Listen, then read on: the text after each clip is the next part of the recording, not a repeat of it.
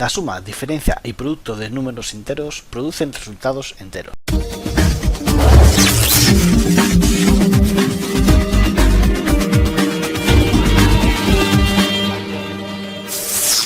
Si tenemos 6 pizzas y somos 3 personas, sabemos que tomamos a 2 pizzas por persona, porque 6 entre 3 es igual a 2.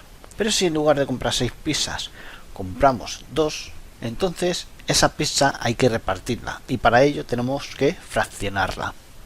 Un número racional es el cociente de dos números enteros que no pueden devolver otro número entero, es decir, que devolverá un número con coma.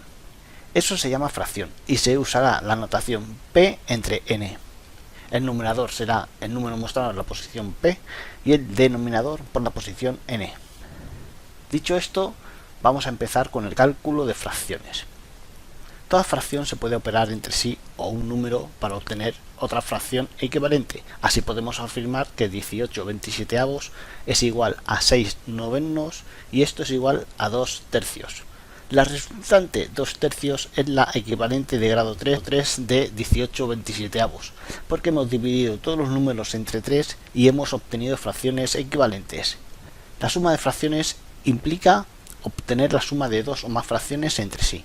Hay que tener en cuenta que si ambos denominadores tienen el mismo número, entonces la suma de sus numeradores se podrá realizar directamente. Es decir, mantiene el mismo denominador común y se realiza la suma directamente de sus numeradores para obtener el número 28/30, que se puede reducir si dividimos ambos números entre 2 para obtener 14/15. Y este número sería el número final, ya que no se puede reducir más, porque si se redujera más obtendríamos un número con coma. Puede ocurrir también que el denominador no sea igual en ambas operaciones. Entonces, para realizar la operación se necesita encontrar un mismo número común para el denominador. Eso es hallar el mínimo común múltiplo de los elementos del denominador. El mínimo común múltiplo de un número es realizar divisiones de dicho número hasta llegar a 1 y coger los dividendos de dichos números. Esta operación se llama factorizar. Así, si cogemos el número 75 y lo dividimos entre 3 para obtener 25, observa que lo he dividido entre 3 porque si hubiera dividido entre 2 me hubiera dado un número con coma y de momento estamos con números racionales. El siguiente número es 25. No podemos dividirlo por 3 porque no da exacto, así que lo dividimos entre 5 para obtener un 5. Ahora el 5 lo divido entre 5 para obtener el 1. El resultado de factorizar 75 es igual a 3 por 5 al cuadrado. Si hacemos lo mismo con el número 30, este sí se puede dividir entre 2, dando un valor de 15. Ahora el 15 no se puede dividir entre 2, pero sí entre 3. El resultado de 5 lo dividimos entre 5 y obtenemos el otro 1. El factorial de 30 es 2 por 3 por 5. Para obtener mínimo común múltiplo de los dos números hay que coger los números comunes y no comunes en su máximo exponente. Por lo tanto, el mínimo común múltiplo de 75 y 30 está formado por los números 2 por 5 al cuadrado por 3, lo que es igual a 150. Ahora, para operar solamente necesitamos dividir el denominador común por cada denominador y multiplicar el número por el numerador independiente. Después hacer la misma operación con la otra fracción y sumar los resultados. Así, si dividimos 150 entre 75 nos da un valor de 2, que multiplicado por 21 nos da 42. Para la siguiente fracción, 150 entre 30 es igual a 5, que multiplicado por 7 es igual a 35. Si sumamos ambos números nos da un valor de 42 más 35 igual 77/150, que es un número irreducible. Para la resta se procede de la misma manera, por lo que no me voy a parar aquí. En cuanto a la multiplicación de fracciones es mucho más sencillo, simplemente tienes que multiplicar numerador con numerador y denominador con denominador para obtener la fracción resultante. Así, siguiendo el mismo ejercicio anterior, en vez de sumar, multiplicamos. Entonces 21 por 7 es igual a 147 entre 75 por 30, que es 2250. Dividimos tanto el numerador como el denominador entre 3 y obtenemos 49/750, que es un número irreducible. En cuanto a la división, dividir p entre n implica multiplicar por n entre p, es decir, cruzado. Así, siguiendo el mismo ejemplo, tenemos que, para realizar la división de las dos fracciones, multiplicaremos el numerador de una por el denominador de la otra, y viceversa. Así, 21 por 30 entre 75 por 7 es igual a 630 525 avos. Reducimos entre 3 y nos da 210 175 avos. Ahora entre 5 y nos da 42 35 avos, que es irreducible. Como has podido comprobar, los números racionales son fáciles de operar, ya que su tope será un número entero. Pero existen otro tipo de números en los que el resultado no será un número entero, sino un número flotante o con coma. Estos son los números irracionales, y que usaremos muy a menudo en electrónica. Un número es irracional si no se puede escribir como cociente de números enteros. Por ejemplo, el teorema de Pitágoras nos enseña que la diagonal del lado 1 de un cuadrado vale raíz de 2. Que es un valor infinito de 1,41, 42, 13, 56, etcétera, etcétera. O el número pi, que es 3, 14, 15, 92, 65, 4, etcétera, etcétera. Pero también existen números irracionales que son finitos, como por ejemplo 2 cuartos, que devuelve un 0,5, o 10 200avos, que devuelve 0,05. Entonces podemos clasificar los números irracionales entre números infinitos y números irracionales finitos. Además existen números como el 2 sextos que devuelven un 0,33333333 así infinito. Es decir, que repite el 3 infinitas veces de forma periódica, por lo que se puede representar como periodo. Todos los números reales, racionales, no racionales, enteros, no enteros, positivos, negativos y el cero se representan dentro de la recta real, que es una línea imaginaria en la que caben todos los números. Por ejemplo, si quiero representar la raíz de 2, sé que este número estará comprendiendo entre el 1,3 y el 1,5. Si queremos arriesgar más, sabremos que estará comprendiendo entre el 1,414 y el 1,415. Las aproximaciones a un número se llaman precisión. Dentro de la recta, si vamos hacia la izquierda, estamos bajando. Si vamos hacia la derecha, estamos subiendo. Todo esto es importante cuando estudies ecuaciones lineales o inecuaciones, pues te servirán para resolver sistemas. De la recta de carga podemos establecer las propiedades del orden, que seguro te suena del colegio como propiedad transitiva, que dice que A es menor de B y que B es menor de C, entonces A es menor de C. Existen unas fórmulas básicas para operar con números reales, como es la asociativa, la conmutativa, el elemento neutro, el elemento opuesto y la cancelativa. Todas estas operaciones se pueden restar, multiplicar e incluso dividir. Pero si bien vamos a tratar con números en electrónica, eso será con múltiplos y submúltiplos de otros números, lo que nos conviene conocer las potencias. Las potencias nos ayudan a reducir la longitud de un número, ya que si multiplicamos el número 5 8 veces, podríamos expresarlo como 5 elevado a 8, siendo 5 la base y el 8 el exponente. Las potencias tienen propiedades también. Pueden sumarse dos potencias que tengan la misma base. La suma resultaría una misma base, pero suma de sus exponentes. También pueden restarse por el mismo principio. Las potencias pueden multiplicar sus exponentes cuando están entre paréntesis y un par de números que se elevan a la misma potencia es igual a los números elevado a dichos exponentes, lo que también se aplica a los números que se dividen. Para terminar, un par de números que se dividan entre sí con la misma base es igual a un número de base igual pero resta de exponentes. Y no puedo terminar este capítulo sin hablar de las raíces. Si las potencias era el número de veces que se multiplica un número, la raíz es cuántas veces cabe dicho número en una estructura. Veamos un ejemplo.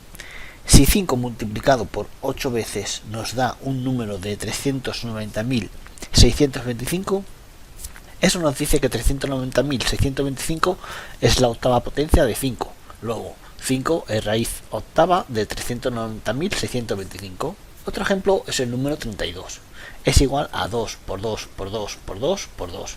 Es decir, 5 veces cabe el 2 en potencia. Por lo tanto, si hacemos raíz cuadrada de 32, nos devolverá un 2, ya que la raíz quinta de 2 es igual a 32. Las raíces también tienen propiedades, igual que las potencias, y están muy relacionadas con estas.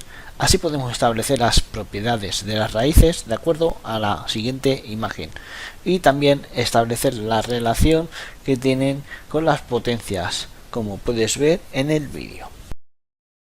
Una ecuación es una expresión que se obtiene de una función f(x) igual a 0 o dos funciones que toman el mismo valor para las que se intenta descifrar la x. Resolver una ecuación implica encontrar los valores de la variable llamada incógnita. Supón dos funciones p de x igual a q de x. Eso implica que las funciones son iguales y que para todos los valores de x en la expresión será válida. El polinomio p de x es una ecuación cuando se asigna a 0. Como el mayor exponente que se da en x es 2, la ecuación tendrá dos soluciones, siendo una de ellas el 0. Las ecuaciones se clasifican según su operación. Están las polinómicas, que resuelven las ecuaciones dependiendo del grado del polinomio que las precede, las ecuaciones algebraicas, en las cuales aparecen fracciones algebraicas, ecuaciones irracionales, en las cuales la incógnita aparece bajo algún radical, las ecuaciones exponenciales, en la cual la incógnita aparece en algún exponente, las ecuaciones logarítmicas, en la cual la incógnita aparece sometida a operaciones logarítmicas, y para terminar las ecuaciones trigonométricas, que son aquellas en las que la incógnita aparece dentro de una función trigonométrica. Luego también se puede clasificar según su grado, siendo las más sencillas las de grado 1, pero pueden llegar hasta grado 2, 3, 4, etcétera, etcétera. En este vídeo voy a enseñaros a resolver ecuaciones de primer y segundo grado. La resolución de ecuaciones de primer grado son muy sencillas. Sea la siguiente ecuación de primer grado, la forma de resolverla es pasando las x a un lado y dejando los números en otro. Pero antes hay que realizar las operaciones de cada término. Recuerda que la prioridad matemática está primero en los paréntesis. Así que primero resolvemos el miembro de la izquierda y después el de la derecha, obteniendo 117 menos 9x menos 4x igual a 9x más 105 menos 10x. Pasando las x a la izquierda, nos queda que menos 13x más x es igual a 105 menos 117. Recuerda que cuando se cambia de lado un miembro de una operación, se cambia el signo. Entonces, menos 12x es igual a menos 12. Y reduciendo, nos da que x es igual a 1. Has comprobado que es muy sencillo operar ecuaciones de primer grado. Compliquemos un poco la ecuación. Como no tenemos x en el denominador, sacamos el mínimo común múltiplo de los términos y obtenemos el 8. Ahora es sencillo, simplemente hay que dividir el mínimo común múltiplo por cada denominador y multiplicarlo por su numerador. Así nos da que 8 entre 8 es 1, por 5x menos 2 es igual a 5x menos 2. 8 entre 4 es igual a 2, por 1 menos 2x es igual a 2 menos 4x. 8 entre 8 es 1, por 3x más 2 es igual a 3x más 2. Y finalmente 8 entre 2 es 4, por 4 menos 3x es igual a 16 menos 12x. Ahora, como todos los denominadores son iguales, se pueden quitar y operar solo los numeradores de igual forma que la anterior operación. Fíjate que en el último término la resultante es positiva porque estás multiplicando menos 4 por menos 3x, lo que nos da un resultado de 12x positivo. Poniendo a un lado las x y al otro los números, nos da que menos 14x es igual a menos 14. Y reduciendo, x nos da igual a 1. Para la resolución de ecuaciones de segundo grado, tenemos que fijarnos que sea completa la ecuación. Para el caso de que sea completa, tenemos que aplicar la fórmula siguiente, siendo las letras la posición de los términos de la ecuación. Veamos un ejemplo. Resolvamos la ecuación de segundo grado. De la clase anterior sabes que x más 5 al cuadrado es igual a x al cuadrado más 10x más 25 y que 2x menos 3 al cuadrado es 4x cuadrado menos 12x más 9. Agrupando todos los términos a la izquierda y asignando el valor a 0, obtenemos la ecuación de segundo grado que vamos a resolver con la fórmula. Teniendo una ecuación de segundo grado, el 3x al cuadrado es la letra A, menos 22. X es la letra B y menos 16 es la letra C. Para resolver solo hay que coger el valor de dicha posición teniendo en cuenta el signo en cada término. Así podemos sustituir los valores en la fórmula para poder resolverlos. Y observa cómo he cambiado el valor B de la fórmula al convertirse en positivo. Empezando a operar tenemos que 22 más menos raíz de 484 menos 12 por menos 16, que es igual a más 192, entre 6. Esto nos da que en el numerador tenemos 22 más menos raíz de 676 entre 6. La raíz de 676 es igual a 26, por lo que ya podemos resolver las soluciones de la ecuación. La primera será el sumando de 22 más 26, que es igual a 48. Y esto lo dividimos entre 6, que es igual a 8, que es igual a la primera solución. Para la segunda solución restamos el valor, es decir, 22 menos 26 es igual a menos 4. Menos 4 entre 6 es igual a menos 2 tercios, ya reducidos. Por lo tanto, las soluciones de esta ecuación de segundo grado son 8 y menos 2 tercios. Es muy común encontrarse ecuaciones incompletas, por lo que la fórmula difiere de la anterior. Supongo que a la ecuación de segundo grado le falta algún término como se muestra a continuación. La forma de resolverla es como hasta ahora, dejando la x a un lado y pasando los términos numéricos al otro. Como la incógnita está elevada al cuadrado, para despejar el cuadrado en el otro lado se hará la raíz cuadrada de la resultante de los números. Así, en la siguiente ecuación, 2x al cuadrado será igual a menos 10. Como el 2 se está multiplicando, pasará dividiendo al otro lado. Y entonces, x al cuadrado será menos 10 entre menos 2, que es igual a 5.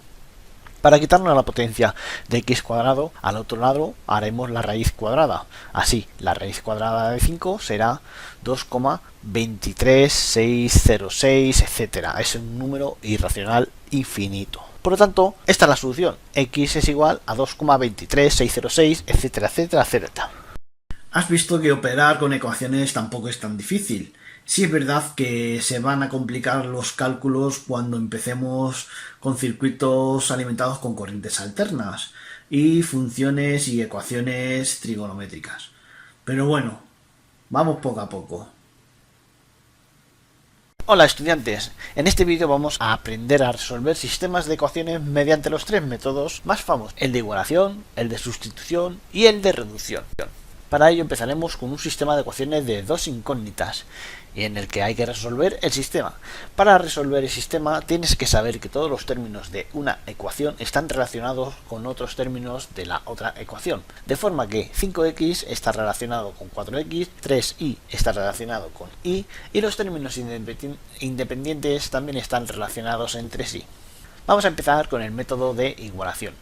Igualar implica asignar la ecuación primera a la ecuación segunda, tal como ves en pantalla. Sin embargo, no se iguala toda la ecuación, sino que se iguala solo parte derivada de la incógnita que se quiere calcular en ambas ecuaciones. Así, si sacamos la x de la primera ecuación, nos da que x es igual a 11 más 3y entre 5. Si ahora sacamos la x en la segunda ecuación, nos da que x es igual a 2 menos y entre 4. Si asignamos ambos términos y realizamos la operación, recordando que cuando una fracción se iguala a otra, el numerador de la primera se multiplica por el denominador de la segunda y viceversa, obtendremos que 44 más 12y es igual a 10 menos 5y. Pasando las i's a un lado y los números a otro, nos queda que 17y es igual a menos 34.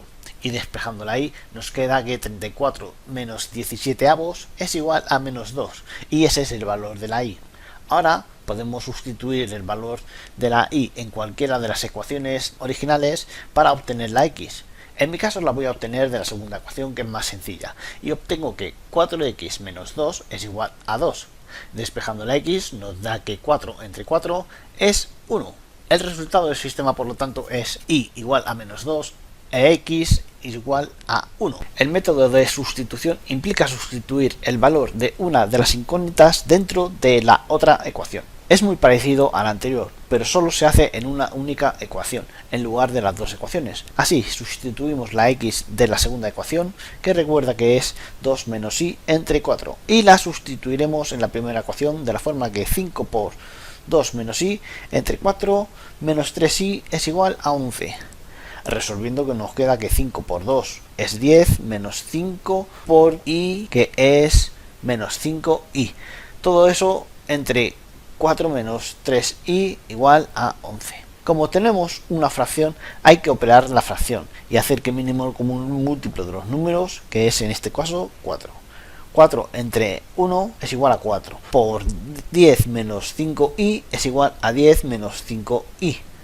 Ahora 4 entre 1 es 4. Por menos 3i es igual a menos 12i. También se hace el mínimo común múltiplo del igual, es decir, que 4 entre 1 es 4, por 11, 44. La ecuación nos queda de la forma siguiente, en la cual pasamos las i's a un lado y los números a otro. Nos da que 34 menos 17 avos es igual a menos 2. Ahora podemos sustituir el valor de la y en cualquiera de las ecuaciones originales y obtenemos el valor de x, que es 1. Así que por el método de sustitución nos da que y es igual a menos 2 y x es igual a 1, igual que el método anterior. Para terminar nos queda el método de reducción, en el cual nos encargamos de eliminar términos independientes de ambas ecuaciones y resolver la ecuación como si fuese una ecuación de primer grado. Volviendo a la ecuación anterior, lo que tenemos que hacer es que en una de las ecuaciones se quede en el mismo número pero de sentido contrario para que pueda ser eliminado. Si nos fijamos en la ecuación, como en la primera ecuación tenemos un menos 3i y en la segunda un más i, para obtener el mismo valor de i, en la segunda ecuación multiplicaré por 3. Así el resultado que me devolverá es 12x más 3i igual a 6. Como puedes observar, las i's son contrarias y por lo tanto la i del sistema se puede despreciar. Realizando la suma de las ecuaciones de primer grado nos queda que 17x es igual a 17 y resolviendo la x nos da que 17 entre 17 es igual a 1. Para obtener la y vamos a las ecuaciones originales y escogemos una ecuación cualquiera, como por ejemplo la segunda ecuación de segundo grado, que es más fácil de resolver, y en ella sustituimos la x. Así, 4 por 1 más y es igual a 2. Dejando la y a un lado, recuerda que la incógnita siempre se queda a la izquierda, nos da que y es igual a 2 menos 4, y esto es igual a menos 2. Para comprobar que el sistema de ecuaciones es compatible, creamos un sistema de ejes cartesianos y después asignamos valores fijos a cada ecuación, para así obtener puntos de paso de la línea fija que produce cada ecuación. Así, para la primera ecuación de 5x menos 3y igual a 11, escogemos que x vale igual a 0 y tenemos que y es igual a menos 3,63. Para y igual a 0 tenemos que x es igual a 2,2. Ya podemos representar la función en el eje cartesiano, poniendo los puntos de cada solución de x en el plano y uniendo los puntos. El primer punto para un valor de x igual a 0 tenemos que y vale menos 3,66. El segundo punto en el que y es igual a 0, x vale 2,2.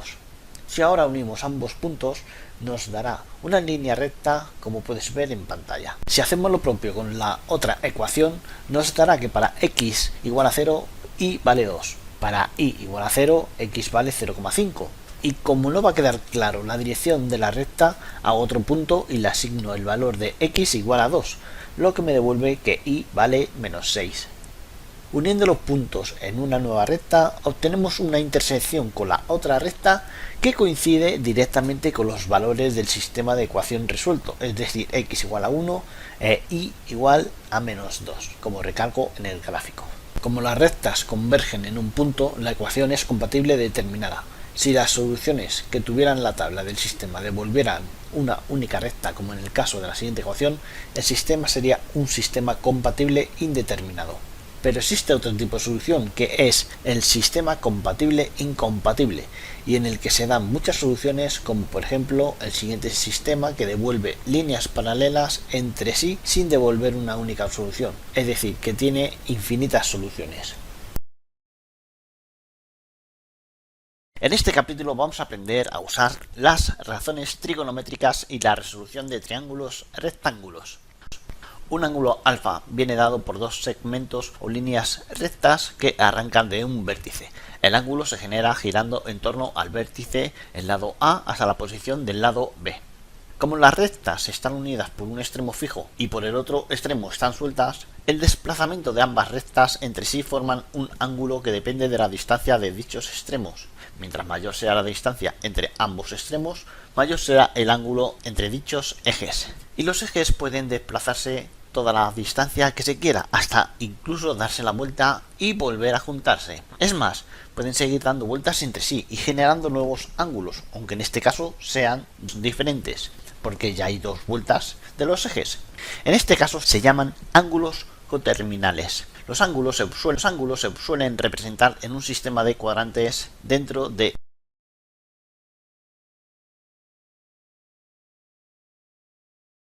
el sistema de cuadrantes representa los 360 grados que pueden dar los ejes alrededor del origen. Así como los cuatro lados, los del cuadrante se dividen 360 entre 4 para obtener 90 grados, que es el rango del ángulo que se puede representar en cada cuadrante. Así el primer cuadrante representará de 0 grados hasta el 90 grados, pero también representará el grado 360 grados, porque implicará una vuelta completa de un eje. El segundo cuadrante representará los ángulos desde el 91 grados hasta el 180 grados. El tercer cuadrante, los ángulos desde el 181 grados hasta el 270 grados. Y el cuarto cuadrante, los ángulos desde el 271 grados hasta el 0 grados o el 360 grados, donde empezaría otra vuelta de los ejes. La longitud de los segmentos podríamos medirla si quisiéramos en centímetros, metros o kilómetros, pero los ángulos no se pueden medir directamente en dichas unidades y necesitamos establecer el concepto de grados o radianes. Ya hemos visto que los grados son la diferencia entre dos ejes unidos por un mismo origen. Según el eje del cuadrante, existen dos grupos principales de ángulos. Los ángulos agudos son los comprendidos entre el 0 y el 90 grados, y los ángulos obtusos son los comprendidos entre los 90 y los 180 grados. Además, un ángulo es complementario de otro si ambos ángulos forman 90 grados y suplementarios si suman 180 grados. El ángulo recto es el que mide 90 grados. Cada medida de ángulo se adaptará a la misma forma que la medida del tiempo. Cada grado se divide en 60 minutos y cada minuto en 60 segundos. Así, por ejemplo, un ángulo de 24,5 grados equivale a 24 grados más medio grado, es decir, 24 grados 30 minutos. Los radianes es la medida del ángulo cuyos ejes miden lo mismo que la circunferencia que los une. Así, un radián es aquel que tiene un arco de longitud igual que su circunferencia. La fórmula para transformar ángulos a radianes la puedes ver en las siguientes fórmulas. En ellas puedes ver que un radián es 180 entre pi grados y que un grado es la inversa, es decir, pi entre 180 radianes. Estas fórmulas nos permitirán transformar los ángulos de radianes a grados y viceversa, pues existen unidades en el sistema internacional que se dan en radianes y otras en ángulos, como por ejemplo la longitud de un arco. Dado un arco desconocido, no sabemos cuál es la longitud de su circunferencia, por eso lo podemos calcular con la siguiente fórmula, donde S es la longitud del arco circular, R el radio y alfa el ángulo. Está claro que la longitud de una circunferencia varía de acuerdo al radio de la misma. Si variamos el radio de la circunferencia, el arco circular será mayor, pero en todos los círculos la longitud de una circunferencia viene dada por la fórmula siguiente, en la cual L es la longitud de la circunferencia de radio R y 2pi. En el siguiente sistema de correa podemos establecer el giro de una respecto a la otra. Por ejemplo, si la grande da una vuelta entera, ¿qué ángulo habrá girado la pequeña? Pues está claro que mucho más que la grande, porque al ser más pequeña la distancia de su radio es menor y por tanto la longitud de sus circunferencias también es menor que el de la mayor.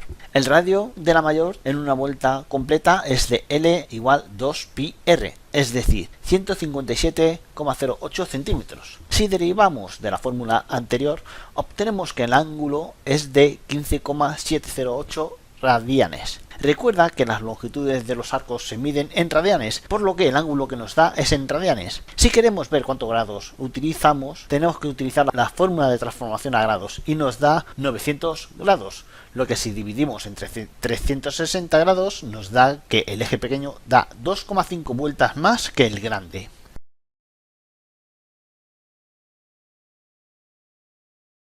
Bueno, y tú dirás, ¿y para qué nos sirve esto? Pues de momento de nada. Simplemente es geometría básica.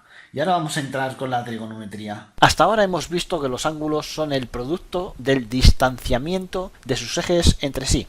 Establezco el radio en un ángulo cualquiera y a dicho radio le asigno sus componentes X e Y y obtendré una representación del ángulo respecto a sus ejes de coordenadas cartesianos, en donde la ordenada será el eje Y y la abscisa será el eje X.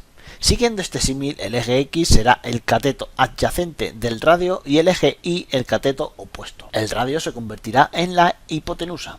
Existen en trigonometría unas razones llamadas trigonométricas que se utilizan en ángulos y por lo general se usan para conocer los lados de dichos ángulos respecto al plano en el que se dan. Estas razones trigonométricas dependen del ángulo donde se den, pues no es lo mismo los primeros 90 grados que los siguientes 180 o los 270 o el cuarto cuadrante. Existen 6 razones fundamentales: el seno, que es la razón que se obtiene de dividir el cateto opuesto entre la hipotenusa; el coseno, que es la razón que se obtiene de dividir el cateto adyacente entre la hipotenusa; la tangente, que es la razón obtenida de dividir el cateto opuesto entre el cateto adyacente. Estas 3 primeras razones son positivas para todo ángulo agudo y son independientes del ángulo elegido. Si dividimos cada razón entre 1, obtenemos las otras 3 razones trigonométricas que faltan. La cosecante divide 1 entre el seno de alfa, la secante divide 1 entre coseno de alfa y la cotangente que divide 1 entre la tangente de alfa. Una aplicación práctica de las razones trigonométricas sería como muestra la imagen. Supón que estás mirando a una chimenea de una fábrica lejana y sabes que hasta la base de esa chimenea hay una distancia de 60 metros. Con un medidor de ángulos puedes ver que el ángulo que forma con la parte más alta de la chimenea es de 30 grados. Entonces, como tienes el eje X y el ángulo, puedes calcular por aplicación de la trigonometría la altura de la chimenea, es decir, el eje Y. Como lo que queremos es calcular la altura de la chimenea y tenemos el cateto adyacente, podemos calcular directamente la altura usando la tangente. Tangente de 30 es igual 0,57735 por 60 metros, nos da una altura de 34,6 metros. En electrónica usaremos las identidades fundamentales y muchas ecuaciones trigonométricas cuando calculemos magnitudes alternas. Del teorema de Pitágoras podemos establecer que el cuadrado del seno más el cuadrado del coseno es igual a 1. Y esta es una identidad fundamental que satisface en todos los ángulos. Por ejemplo, el seno de 248 es menos 0,927, que al cuadrado es igual a 0,8596. Mientras que el coseno de 248 es menos 0,374, que al cuadrado es igual a 0,1403. Si sumamos ambos valores nos dan 1. Así con cualquier ángulo. También existen razones trigonométricas que se relacionan entre sí como la siguiente fórmula. Y bueno, voy a dejarlo por aquí porque tampoco es mi intención darte una clase completa de matemáticas. Para eso tienes muchos recursos.